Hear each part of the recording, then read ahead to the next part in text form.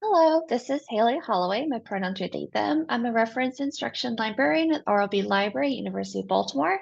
And in this short video, I'm going to be going over some changes to the interlibrary loan request with the introduction of our new library search function, which is called Primo.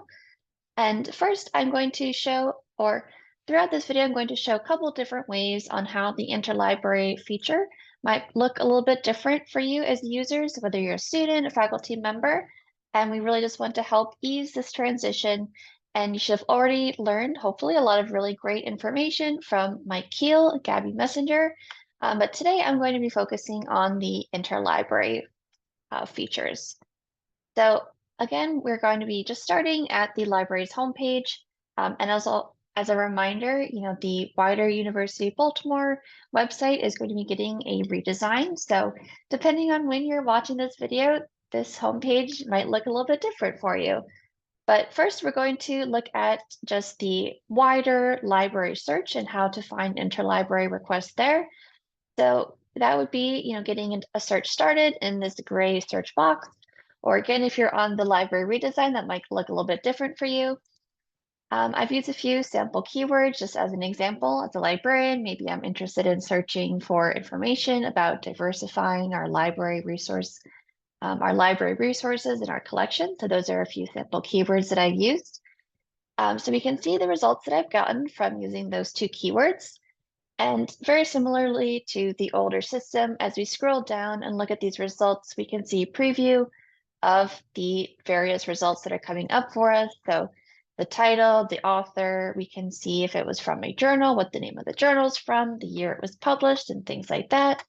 We can click onto these and even pull up additional information. You can scroll, read, the descriptions, things like that. And then if we're, looking to read this, we see these buttons that would say the view online. So you see this for the full text availability.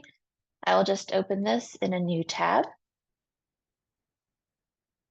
And then this will get me straight into the specific database that this article is housed in that we subscribe to. And then we can see again, the buttons are the same for reading and accessing these full resources. But I want to focus on when that does not happen. So let's say I'm interested in reading this book. So if I'm trying to get into the how to get it, we don't see that availability for, where if it's not available at the University of Baltimore at the RLB Library. It looks like it is, at the law library, so I could theoretically go over there and try to find it. But if I'm wanting to, if it's not available on campus, I can put in a request and that will just be under this how to get it. So if I just click on this request item, similarly to the old system, it will auto-generate a lot of the information that the library needs to, find the information or the source that you're looking for. You can make any adjustments to the request, and then you just click this send request button, and that would come into the library. We would find the item for you, and you will still get notified of when it's available for you. That's just a really quick overview of what that looks like going through just the broader library search. I'm going to also show you what it looks like if we are in a specific database. So I've used the same keywords. I'm in the Academic Search Ultimate database. And so if I kind of start scrolling through here, again, I see very similar preview information, authors, the publication, the date, things like that. But if I keep scrolling, you might see some of these buttons that say check for full text at Alma. So if I click into a resource like that, and like what it looked like before was this button might have said find it and was a little yellow button, but with Alma, which is our online kind of directory, sort of more on the librarian side, Alma is the system that helps us organize our collections. So that just is the slight difference where Primo and Alma come from are our new systems. So if you do see that button instead of the find it button, that's still how you would access the interlibrary loan. So if I click on this button for check for Alma, it will pull me into Primo. So very similar to, this platform. We're looking back at this one. So you can say under the How to Get It section, you can request a scan, and this will again prompt the interlibrary request. So again, it will auto-generate the information that the library needs for the request. All you have to do is scroll down and just hit Submit Request.